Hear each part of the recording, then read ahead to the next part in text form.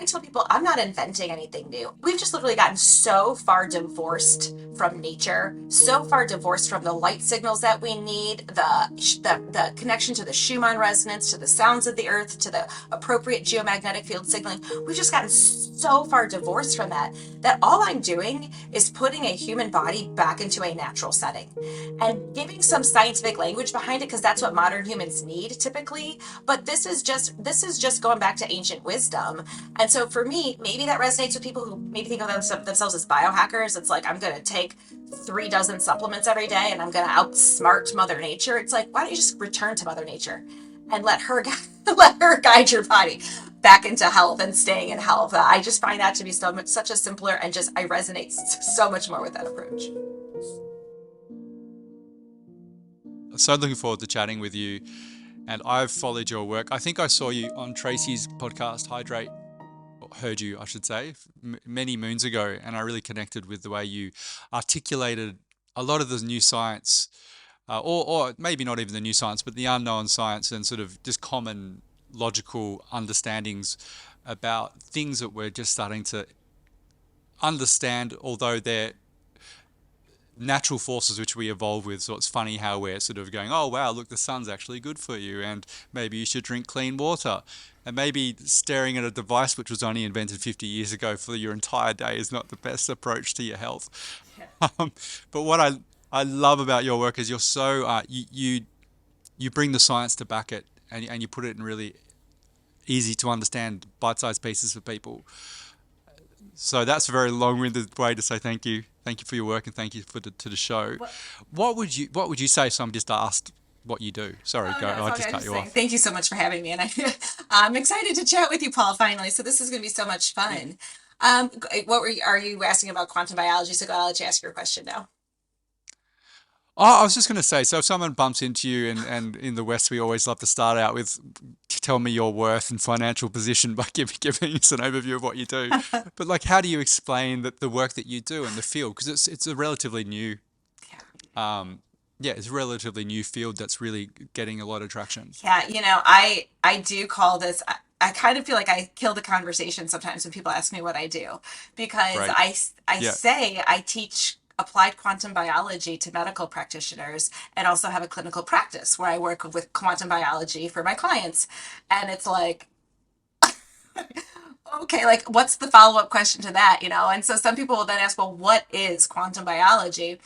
And it's this idea that we know so much now about the human body and Mm, how it operates at the scale below biochemistry, the scale where we're talking about mm, photons of light and we're talking about electrons and protons and fields of energy. And we know enough about that now to actually have clinical applications in our understanding of how to apply light, or what about the structured water inside of our bodies. And so that if people are willing to listen that far, I tell them that's really how I help people. I help them learn about how their bodies operate at that scale, and then the cool strategies they can do on a daily basis to just take advantage of the fact that our bodies are brilliantly designed to be able to come into health and homeostasis if we give it the right energy and information. What's the response when you're working with medical professionals? Are you noticing a change toward that more interest in this field outside of the failings of the clear and obvious failings of pharmaceuticals to address chronic illnesses and all the things we already know? Yeah, there's some beautifully open-minded physicians who are, I think deep down, they're like, oh, how did I get involved in such a broken system? Like, this is Mm, not what I signed up for. And then you do have some physicians who I think still are just, I mean, that doctors have always been one of the smartest people in the room, right? And so they don't want to think that there's this mm, entire field of information that they've not heard anything about. So it's easy then to have doctors who just poo poo it. And it's like, oh, that's woo, that there's no science behind it. mm. And my biggest red flag is when someone says there's no science behind it, because if you're willing to take the time to look, there's decades and decades of science behind what we're talking about in this conversation. It just takes that open mind and that curiosity. Mm. It's very interesting too with the if you're going against anything to do that going against the grain and you go onto you Google and you look for studies on these kind of topics, why are they there? Often you got to go to page 3, page 4. You've really got to delve deep into finding the proper studies, and they're tucked away. And often, more often than not, you'll get the studies at the top which are questioning what you just said. It's where we were in them. You do, anyone who's done any sort of reading of studies, the first place I go to are who the authors. You check their backstory, who are they associated with, and more often than not, surprise, surprise, they're backed by the very industries who stand to lose money the actual information getting out. Look, I don't want to start at that point, but it's quite frustrating because when I speak to people and I would say, "Look, have you seen the studies?" and they would often jump to the first search in Google. So it's just like just be aware that there is a lot of studies on these things, but it does take some digging. It does take some digging. I mean, even so, I just got back from speaking at Dr. Pollack's water conference, and for those people who don't know Dr. Yeah. Pollack, I mean, he is the world's premier water researcher on interfacial Mm, water, like the water inside of our cells. We're now talking not just him, but him and his colleagues. We're talking hundreds of publications. And yet, when I Google easy water, mm, the first article that pops up is a critical review of exclusion zone water. yeah. And so again, I think those of us who are kind of willing to think outside of the box understand that that's kind of how the algorithms are laid out at this point in Mm, time. And I look to dive deeper. And so I want to jump to page number 10. Show me what's on, page number 10.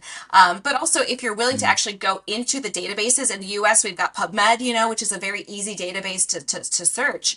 mm, And if you're willing to type exclusion zone water, there you'll at least get access to all of the published articles. So you can realize that mm. there's, wow, not just these two critical articles, there's literally dozens more articles that are actually maybe more informative. And those two are the outliers. There's so many more that are actually supporting this science. Mm. With structured water, when I've searched here, the first thing that comes up is like the pseudoscience of structured water is almost the first headline, Yeah. which is yeah, Yeah. pretty incredible when you think of the. But look, that's just the way it is right now. And as you said, if you're interested, I just find when it comes to health, a lot of people don't have the bandwidth or time to do that. I mean, I think it's when you're naturally inclined to be interested in these things, it's obviously easy, and that's why the work someone like you does is so important, where you can collate that information and then they can, it's a really good foundation for them to see, and also just see how your own health is. Like when you start implementing these practices, you'll notice a lot more energy. So that's not a question, that was a comment. Uh, so look, let's start with structured water and easy water and the importance of that as a firstly for overall health and also as a communication tool between our thoughts or emotions and the nature writ large. All right. Let's do it, Paul. Let's talk about that because it's my favorite topic for sure. Okay, I great. think the best place to start is really just understanding how the water inside of our bodies is not what we've been led to believe. We've been led to believe that water exists in three different states: gas, a solid, and a liquid. And then we hear Mm, the human body is about 70% water by volume. And so the general assumption is, oh, well, then it must be this liquid version of water that just makes up my entire body. And it's just there. It really doesn't participate much in biological processes. And that cannot be further than the truth. In fact, the water inside of our bodies exists in a fourth phase.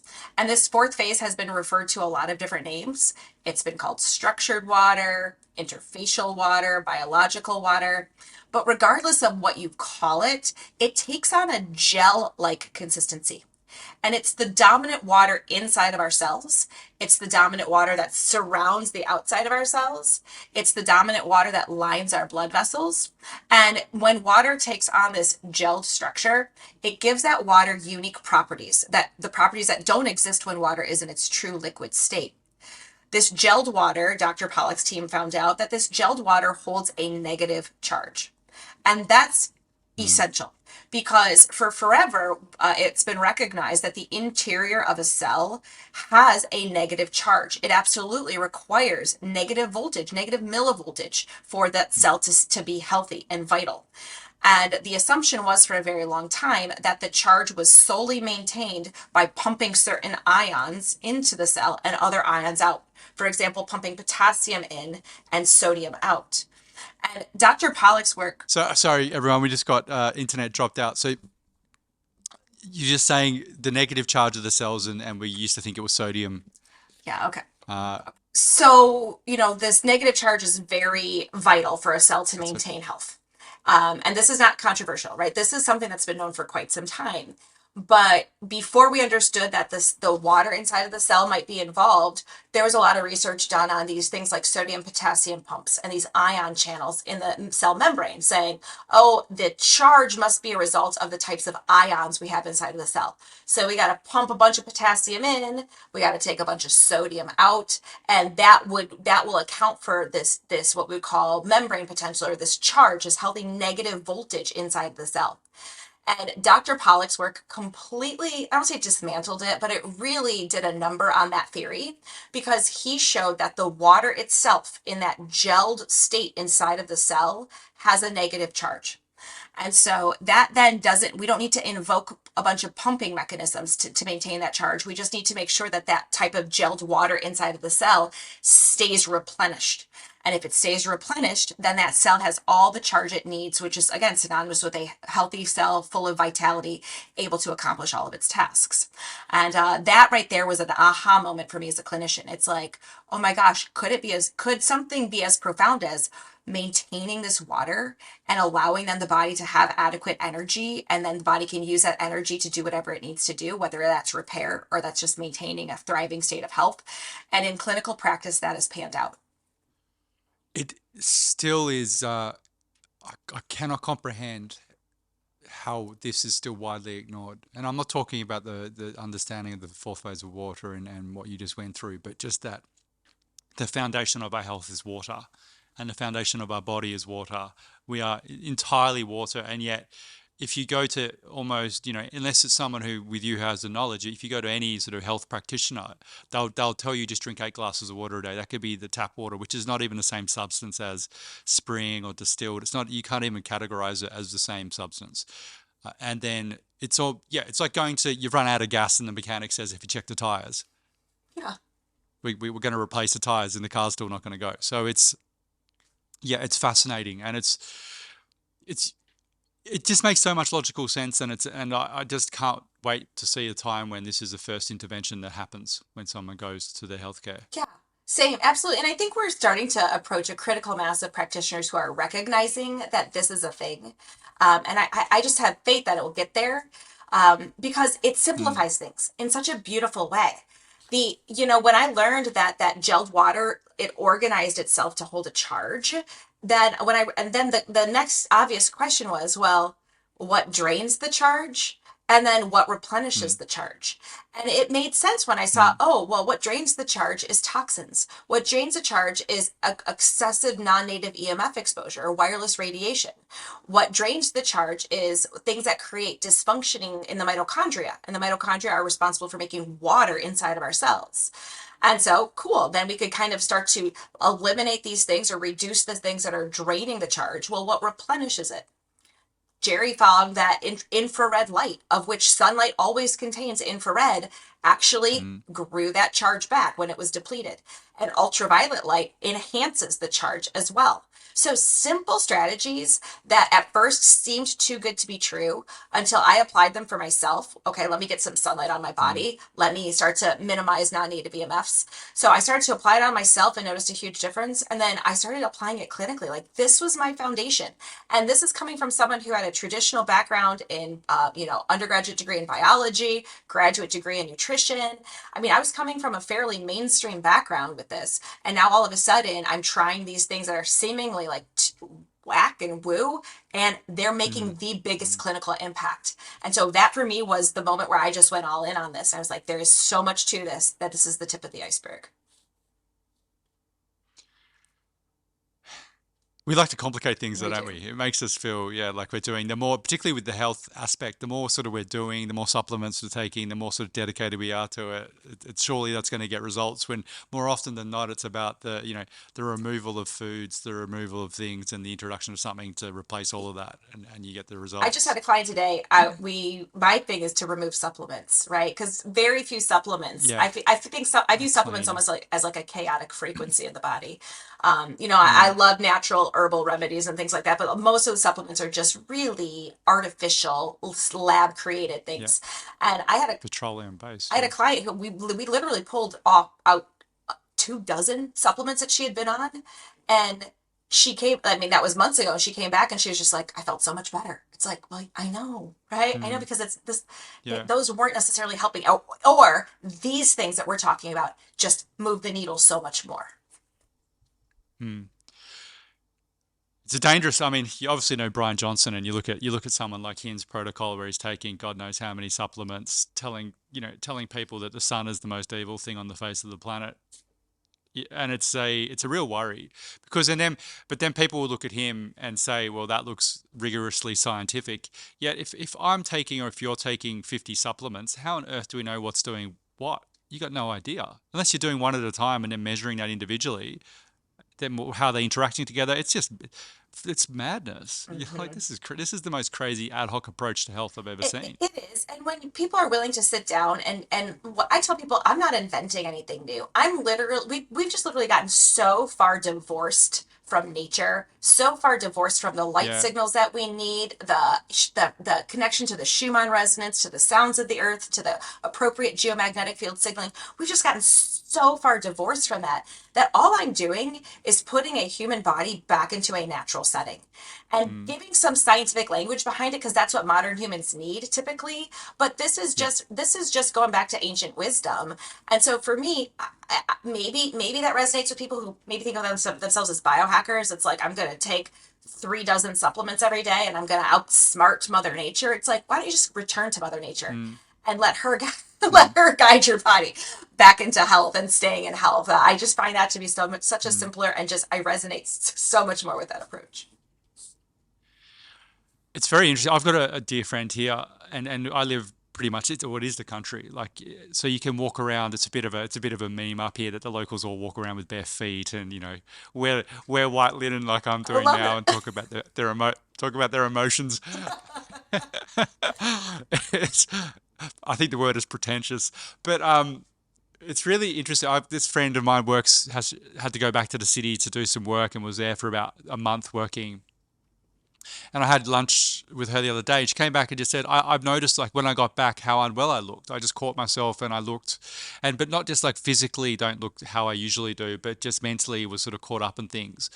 And coming back here and being barefoot again, getting sun, calming down, completely looked, the color changed, the pallor changed, and the calmness came back.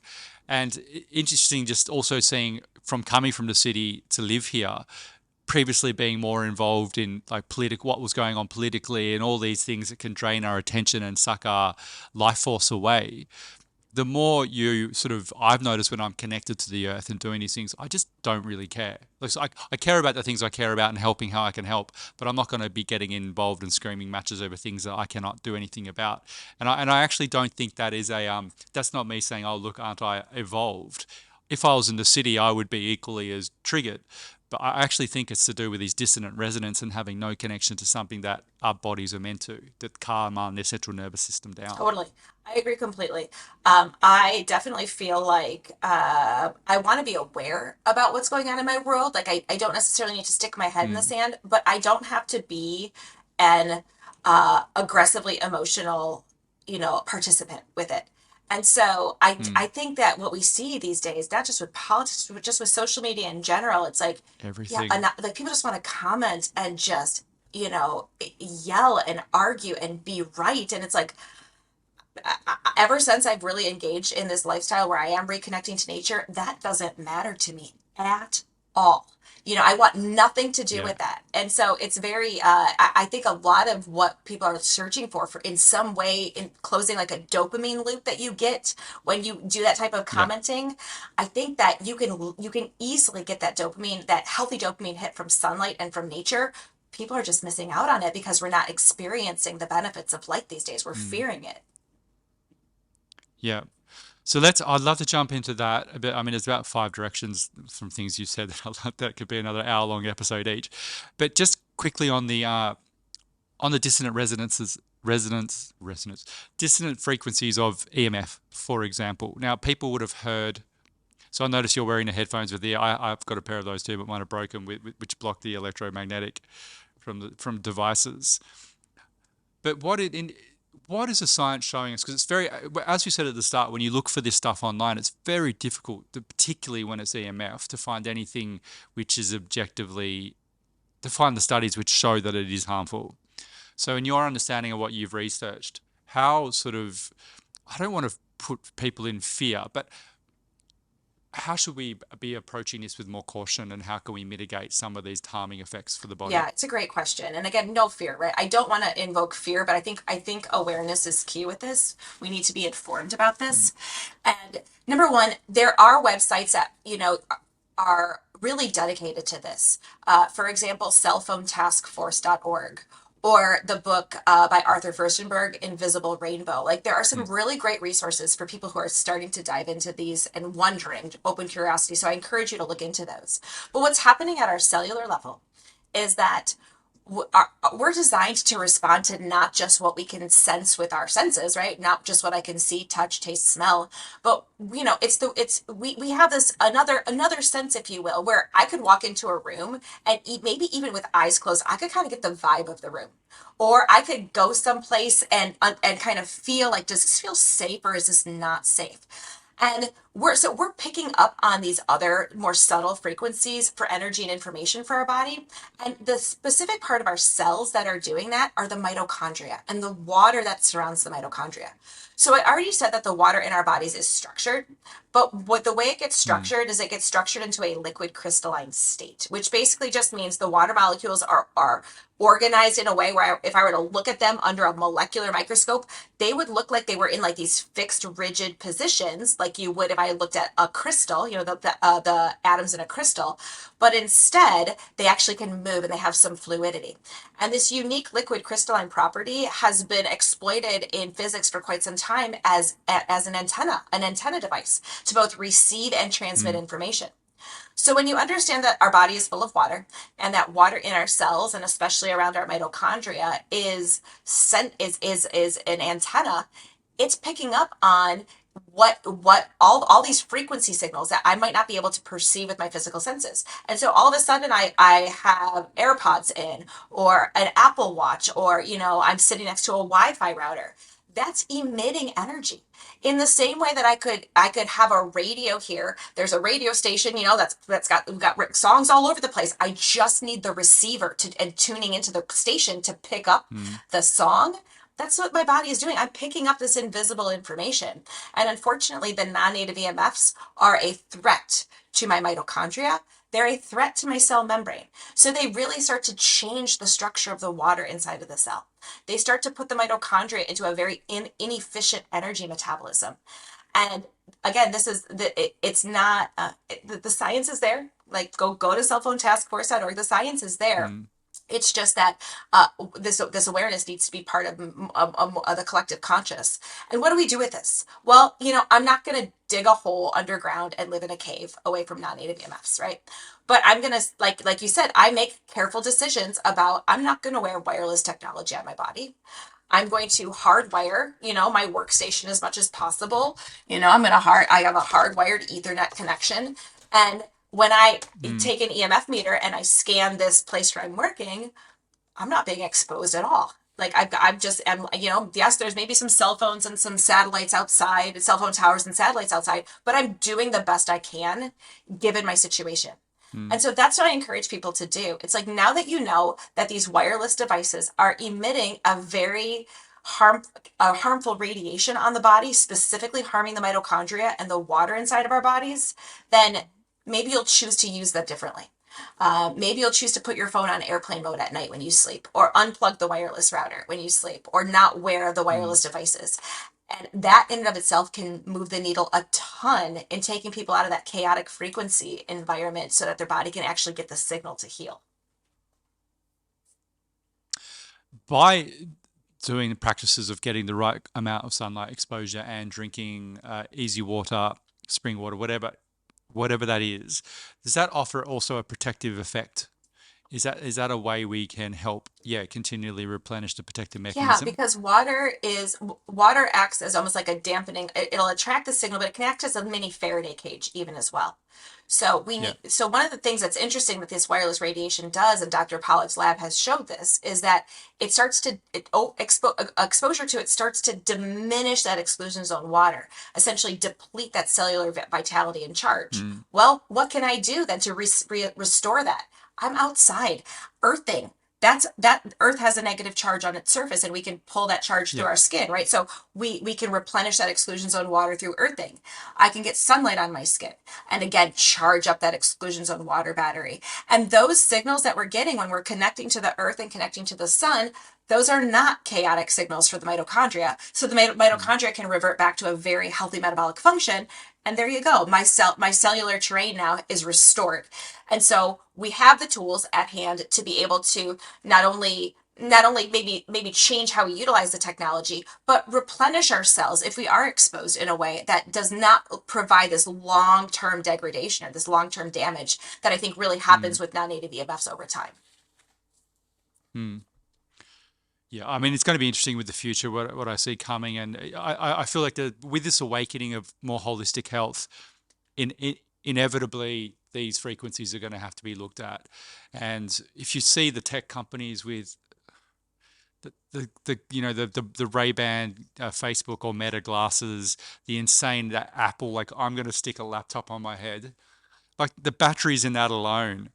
And you're like, what are you? Like, you guys have so much money. You can't tell me you did not even do one small study on the potential. I mean, look, let's not let me go down a wormhole here. But it's, yeah, it's pretty, it's very interesting. You see one side of the population really pushing this integrate more integration into tech, uh, in the face of this health epidemic that we have, and then the other half of the population obviously going the other way. So it's going to be, yeah, it'll be an interesting 10 years, I feel, in the health Yeah, I space agree. with this collision. I agree. I think there's plenty of research, maybe it's been suppressed, to indicate that we can have wireless energy available to Yeah. us in a way that is Oh, for sure. biologically Yeah. supportive. And we don't, but there's the Yeah. way that the way that those wavelengths are chosen for non-native EMF devices and the way that they're polarized, and that it changes how our body interprets them.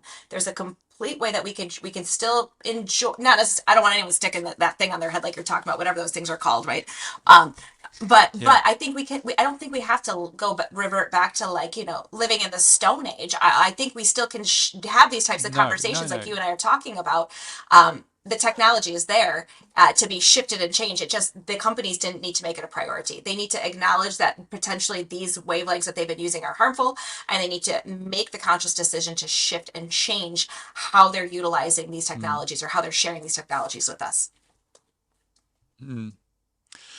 I think it's important. It's also not that often you'll hear people say we need to, it's all that mystical thinking that everything was better at some other point in human history. Like, pretty sure when we were living these hunter-gatherer lifestyles, or however you want to frame it, where we had perfect air and water, yeah, you also might have, like, fallen down and broken your leg and or got eaten by something.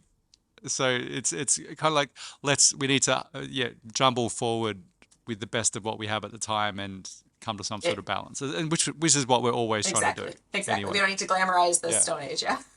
we don't need to glamorize. Yeah, or anyone will go drop you in the bush here for a week and see how you go. Have fun.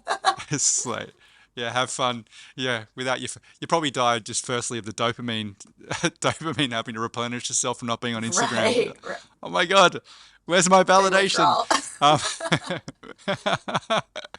just with so before, like, I'd like to finish with light, but I mean, can we just jump in whilst we're on the topic of devices, blue light, and what this is doing, firstly to our biology, and then I guess some very simple ways in which we can mitigate, because we're not going to live a life, like, very few of us now have the luxury of not being online in some form for Right, work. right. Um, yeah. So what is it? Firstly, what is all this screen exposure doing to us, like, in terms of, from really practical, like doing to our macular degeneration through to our melatonin production and pineal gland and Sure. so on. So our modern light is typically LED based. An Mm, LED light is really dominant in a specific wavelength called blue light. And, blue light, it is that it's as simple as it is, right? We've all seen light through a prism or a rainbow, and a portion of it looks blue to us. And that light that they've chosen for these LED bulbs, they've really picked a blue dominant light source. So if I were to basically analyze the wavelengths of light coming from sunlight, it would look very balanced and blend, like a blend, right? All the colors of the rainbow in the correct ratios to each other that vary predictably throughout mm, the day. And the light that we have now is just super dominant in blue. The only time, and very low in all the other frequencies. The only time in nature when blue would have even come close to being the dominant frequency is the middle of the afternoon, right? That's when blue light is mm, dominant. And so now, fast forward to now, we're utilizing blue dominant light. Well, what happens when I wake up first thing in the morning and I check my phone? Blue dominant light, or flip on the kitchen lights and make coffee, or drive to work and sit under this blue light all day, or in front of this blue light all day. Unfortunately, it's really confusing the timing mechanism in our brain. It's confusing our circadian rhythm because it's the blue light that varies predictably from sunrise to solar noon to sunset. And those small incremental changes in blue light all day long, that told us it told time, right? My brain knew what time of day it was. And so mm, now it doesn't, right? So we have a massive epidemic of circadian rhythm dysfunction. But not only that, like you alluded to, so the light I have here, it's probably too bright, but it's an incandescent bulb. Like, it's a thermal based light bulb. And I chose this specifically because the sun's about to set here, and I didn't want to look like a big weirdo, right? We were talking about that. We're just going into darkness. just Incandescent bulbs have very, very little blue, tons of red and infrared, yeah. and that mimics campfire. And so nowadays, after sunset, instead of having our lighting mimic campfire, it mimics the middle of the afternoon.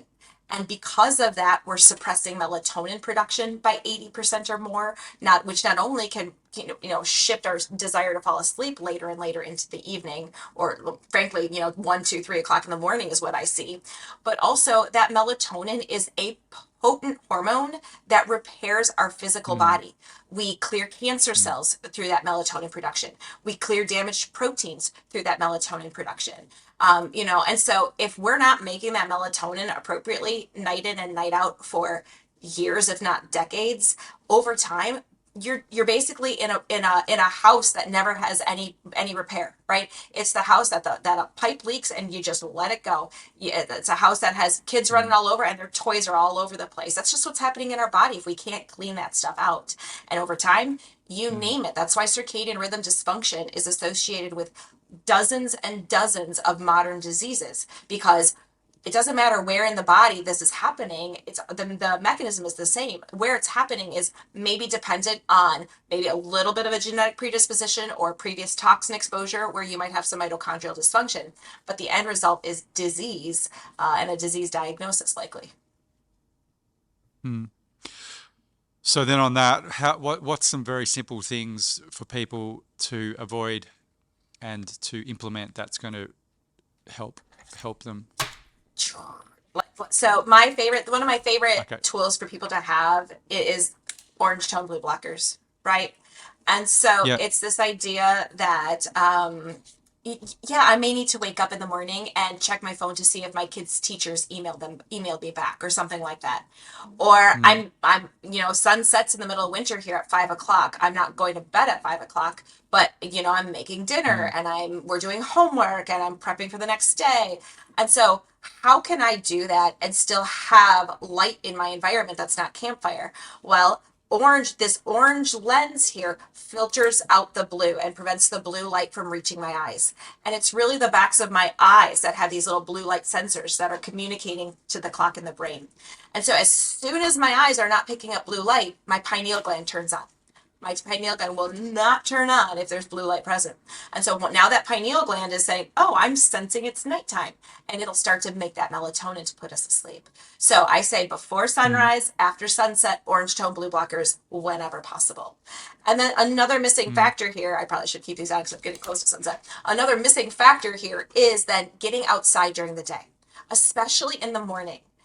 Clinically, morning light is so powerful because you're getting this increase in blue, you're getting the appearance of ultraviolet, you're increasing the brightness, and all of those things are signaling morning and really start to kickstart so many pathways from the hormonal axis to the neurotransmitter production in the brain to metabolic function, thyroid function. All these things are being impacted by those light signals. And so getting outside in the morning, especially within those first 2 hours of sunrise, is essential. What happens? What happens if someone's in an overcast, as where you are now, where it's winter? Does it still doesn't matter, even if it's Doesn't over? Still matter. get out, get as much sun on your body as Doesn't possible. matter Yeah, because in and low light environments, the signaling is more powerful yeah, through the eyes. So I go outside with naked eyes yeah, in the morning, regardless. I get a little chunk of yeah, time out at sunrise and a little chunk of time out about an hour and a half later, which I call UVA rise, when ultraviolet light appears. And doing that consistently, time day in and day out, as best as possible, my body knows what time of day it is, and with that UVA light that that stimulates so many things, you have hormone balance, you have adequate energy, focus, concentration, metabolism. I even had a woman mm, in my community who had her thyroid surgically removed a long time ago, who started to go out at yeah. UVA rise, and within 4 days had to drastically reduce her thyroid medication. Yeah, thyroid. Doesn't even have a thyroid, but had to drastically reduce her thyroid medication because, like I say, all of these functions get optimized when we experience this morning light. Mm. Uh, It's, it's crazy. It's really crazy. The answer is so simple and doesn't cost you any money either, which is another beautiful thing.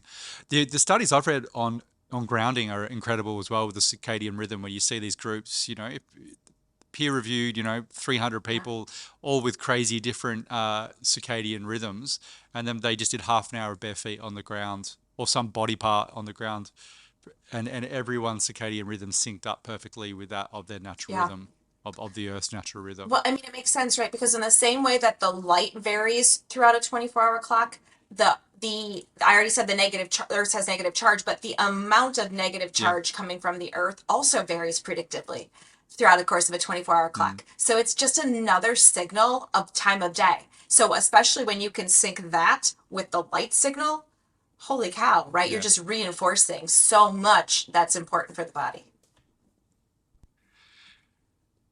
I live near the beach, so you see, and it's a bit of a holiday town, so you get an unbearable amount of tourism here. Luckily, everyone's sort of left now, but it's funny when you see people first arrive because it's so obvious that they're from a city or a city environment because they've got covered up, shoes on, etc., etc.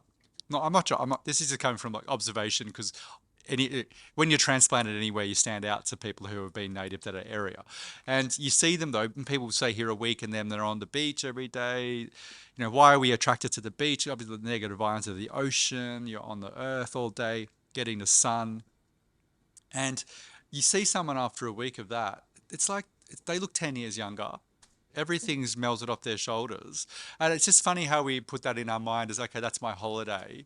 And now I'm just going to go back to what I was doing, as opposed to, look, you can implement very small things in your life which would keep you up to like 70% of that feeling that you had when you're completely unplugged. Totally.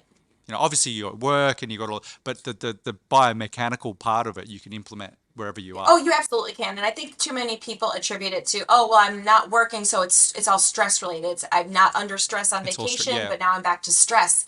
And I don't find that to be true at all. And in fact, when people, like you said, do go on holiday and take advantage of that, but then come back and still get that morning light, still take their lunch hour outside and try to get some light on their skin or touch the earth throughout the day, block the artificial light at night, drink the structured water, they actually have way more stress resilience at work, and their Mm. energy stays high, their focus, their mood, their productivity, all of it stays elevated. And like you said, simple strategies. So I think people just attribute it to stress versus no stress versus stress. And in actuality, I think you've just given your body a lot of great energy and information from that holiday exposure that you can carry forward into your work environment as well. Mm.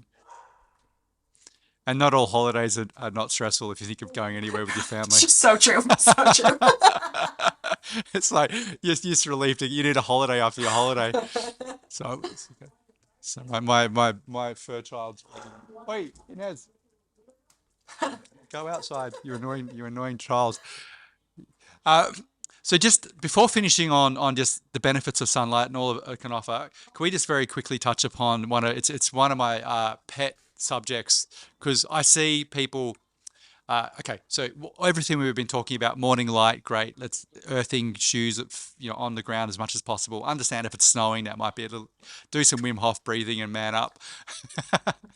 But but all these tenets of what we require, and then if I go to, I remember I used to work out in a park where I used to live, and I was that guy in winter with show. I'd have the top off. It was cold. I had the rings up. I look like a biohacker. If I saw me, I'd be like, "Who is that wanker?" But you'd see all these fitness groups at the same time in the park, and there will be because this is what people have been told historically by the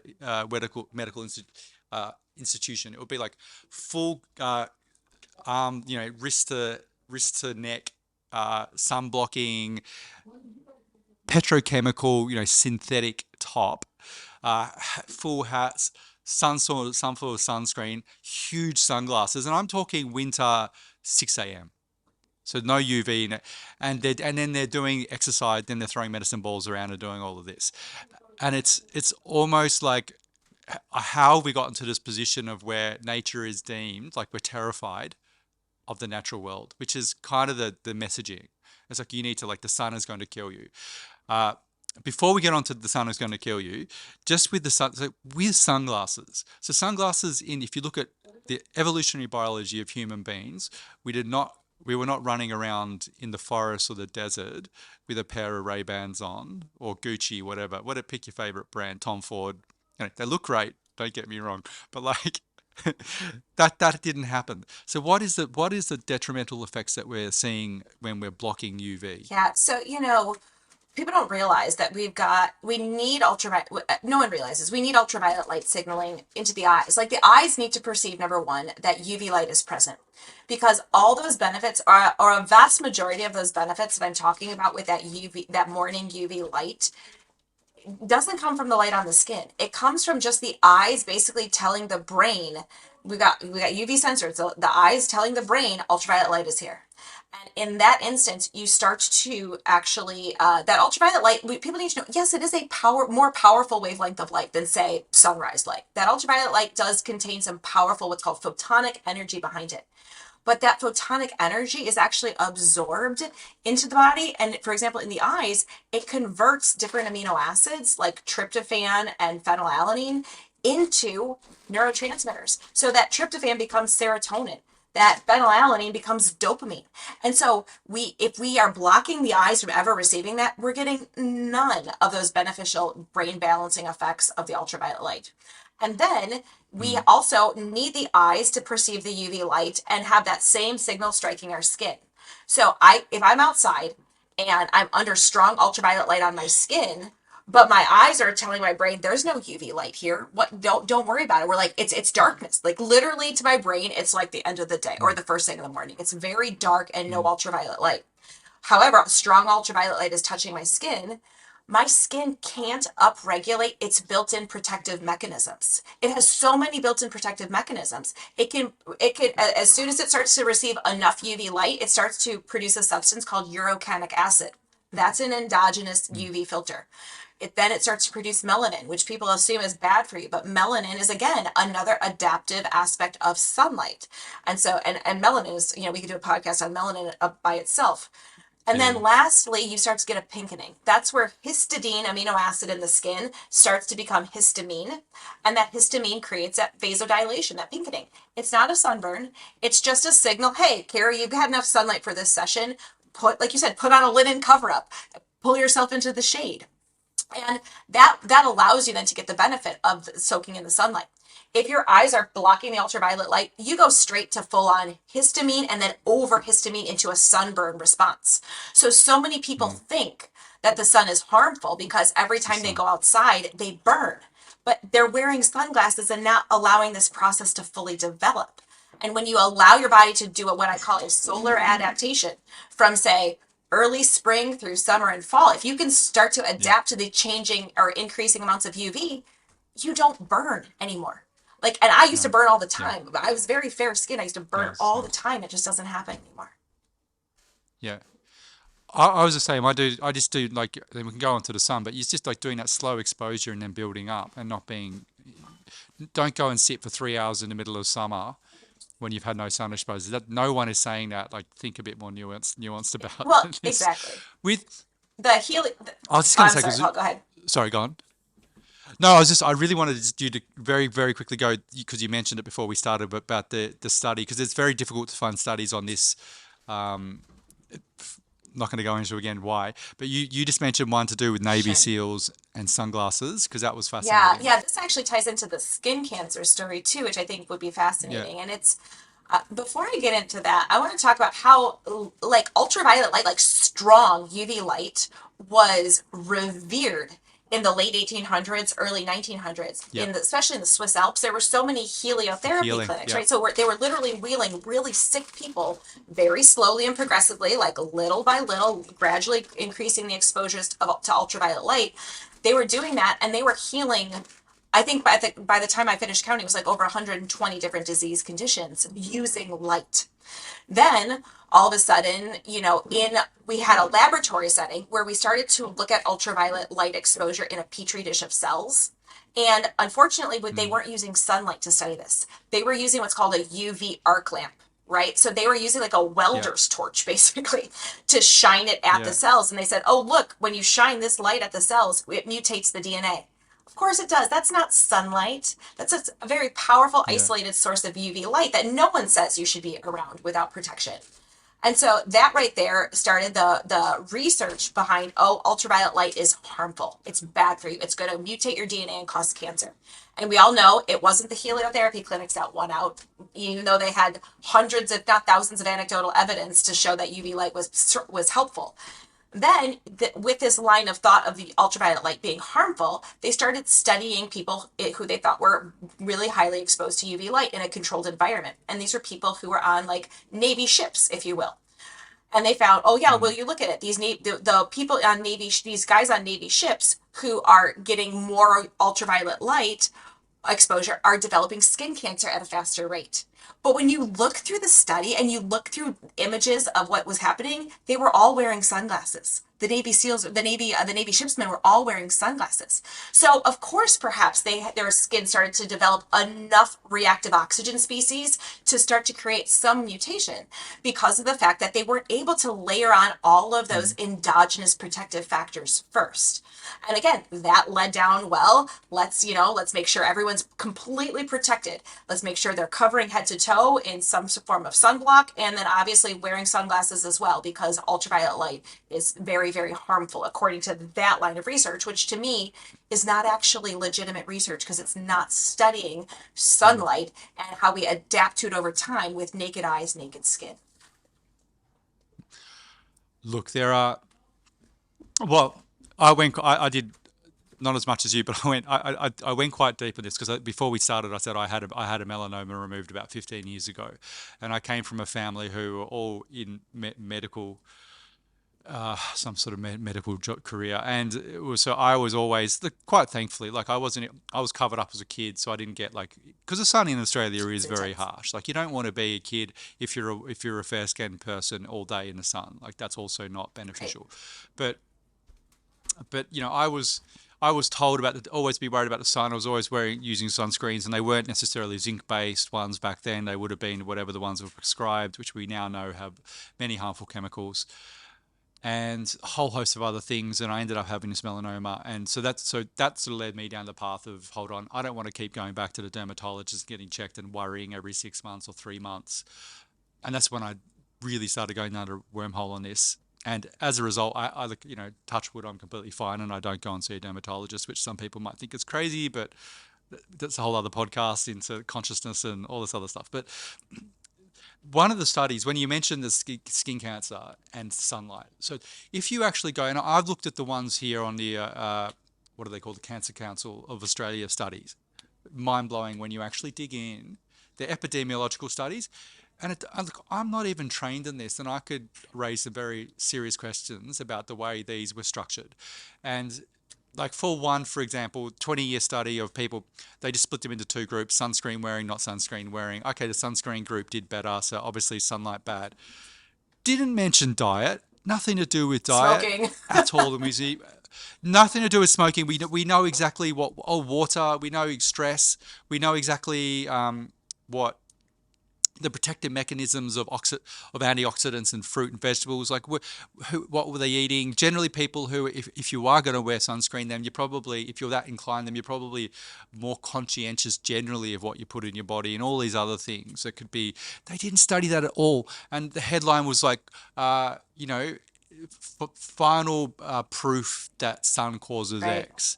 And I'm like, that's your That's your bloody proof. study. And that's when I'm, yeah, but it's like, who's like, you're not stupid people. Like, so you're obviously incentivized in some way is my only thing. Like, is it sponsored by Johnson and Johnson or Right. whatever that is, or you've gone so far down a certain path you can't then do a 180 and go, Yeah. whoops. Yeah. Maybe we need to have a more nuanced conversation. So that for me was pretty startling. And then you look at the stuff coming out of Scandinavia of people who almost have no sun exposure comparative to people here in Australia, getting melanomas on the bottom of their feet, but they work in 7-Eleven and or in a Sure. hospital and they're exposed to blue light all day long, or they do shift work, which is another huge causal factor here because they're only getting artificial Yeah. light. So the messaging to my mind should be beware of artificial light, Oh, like 100%. more Well, so, you what it's or you'll equal. appreciate this. Yeah, Now dive into the research. They're now studying a wavelength range of light they're calling HEV, high energy visible yeah, light, aka blue light, is what that's like their word for blue light. And they're saying, "Oh, maybe it's not just maybe it's not just ultraviolet light that's causing cataracts and macular degeneration and skin cancer. It looks like this HEV light is blue another light. contributing factor." And it's like, Yeah, they're basically kind of trying to chase their tails because it's like they can't, there's a lot of people who are getting melanomas, like you said, on their hip where they never were exposed to the sun, and they are office workers who swear they wear sunscreen their whole lives. And so it's like, why is yeah, this happening? Or again, those people who are developing macular degeneration or glaucoma who wear sunglasses yeah, all the time and stay indoors. And yeah, so they're like, oh, maybe there is something else, but they're not fully willing to admit that, oh, we were completely wrong about that. yeah, It's also this. So hopefully the pendulum will shift in the right direction. And what's encouraging is actually to look at the really well done studies, like for example, out of Sweden, that show that people who got more sunlight, even post melanoma diagnosis, had the lowest all cause mortality than people with melanoma diagnosis who avoided the sun. So those things just should make you go, like, what's the true story there's here? more And to it. I want to dig a little bit deeper. Yeah, yeah. Well, that's finished with sunlight and just you can just broad brush like the benefits and how we can intelligently go about it, because I just want to, because I've had people after I've recorded episodes and they come up to me and will say, so particularly guys, because guys aren't very good at nuance. It's black or white. There we go. Just give me the answer. Good, I'll run with that. No one is saying, like, I understand if you are transplanted from, say, historically speaking, your evolutionary native country, for me, it's Europe, where it's the UV is not as high, and I'm dropped, first generation dropped into Australia where it's a lot more UV. No one here is saying go and sit in the sun with your baby oil on and some foil like my mum used to, Right. and do like 6 hours of sun and then go grab yourself some McDonald's. Bad No, idea. you'll Yeah, get bad cancer, idea. but as you can't blame us, that's a bad idea. And you'll what we call them here? We call them Queensland nanas. Sorry, that's an awful. Queensland's like my northern point. So, sorry, Queensland nanas, if you're No listening. offense. I No don't mean offense. that. No offense. So, intelligent sun exposure and the benefits to our body. What do people need to know, and how can they implement Yeah, it? sure. People need to know that there's benefit to sunlight on their skin all day from sunrise till the middle of the afternoon all the way to sunset, but the application may vary. Yeah, So the morning and the evening are really rich in red and near infrared light. That is anti-inflammatory. It builds exclusion zone water. It enhances mitochondrial function. There's so many beautiful things that can happen there. Then the UV light appears. And one of the first things that UV light does is it regulates blood flow. So if you're dealing with hypertension of any sort, you can literally see people's hypertensive needs, medication needs drop drastically in the summer when they understand that the sunlight is a thing, even without realizing it. Like my golfers who don't necessarily hadn't bought into this full story. It's like, but my blood pressure is so much Mm, better managed in the summer. Well, yeah, the golfing is fun, buddy, but you're under ultraviolet light all the time, and so you're getting that vasodilation effect. Sunlight on the skin, also UV light especially, it actually produces what's called free electrons inside of the body. Both, which again, this is might be over people's heads at this point, but the water inside of our bodies absorbs that light and generates heightened electric charge, and so does the melanin on our skin. The melanin actually can split water from our skin into our body. It can split the water molecule and generate molecular hydrogen. And I think you already talked with Greg, the hydrogen man, so people might have an awareness about molecular hydrogen mm, and its benefits. We can do that through literally sunlight striking the melanin in our skin. And so, I mean, mm, it's hormone regulating. It'll change the gut microbiome to optimize the gut microbiome to anticipate the foods and the fibers that are growing in your local area. It'll, like I said, it balances out brain chemistry. I mean, so many things can happen, mm, but do be aware of your exposure threshold depending on where you're at. In my clients who were migraine triggered, anytime they went outside into bright light, they had to do small 30-second increments and build up. Or in my clients who were, like you said, very fair skinned, who get transplanted to a high ultraviolet light exposure, they also slow and steady build it up. But if you do that gradual progressive exposure approach, you'll be able to start to tolerate more and more, but you don't need to live outside, shirtless all day long to get the benefits. We're mm, talking a good quality sunlight on the skin, a good quality 30-minute exposure 3, 4 days a week in the summer, if that even. I mean, that's all you really need to start to get a lot of these benefits that I'm talking about, especially if you're being aware of the morning light signaling in the eyes and blocking the artificial light at night. It can go such a long ways right there. mm. But again, be smart. Your body will give you signals when it's had an adequate amount for that particular exposure. Pull yourself into the shade or go inside and then just repeat again the next Mm, day. mm. It's you see people as well, the real fear of, oh, it's going to age my skin. And then I see people who I know who are, I know a few people here who are in their late 60s with incredible skin and they get heaps of sun. So there's so much, but I know that they've got like one person I'm thinking in particular has a bore in their property. So they've got spring Mm-hmm. water.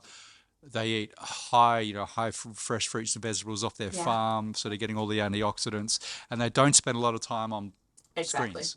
So there's so much more to this. So if you're thinking I'm the sunscreen and I'm all these things that you're told is the correct approach, yet you're in front of a computer all day and you're not getting any sun, the result's probably going to be not what you want. Totally. You're exactly right about that. Yeah. I am so conscious of, Kerry, thank you so much for your time. I know you've got your family to get back to, but anything I haven't asked you, anything you'd like to finish with, and where can people find your work and get in touch? Yeah, no, thanks, Paul. I've loved this conversation. And yeah, I just want people just to be curious, right? And just try it out. Even if it's just one of these things, blocking the artificial light or getting some natural morning light without sunglasses on, just start to observe how you feel.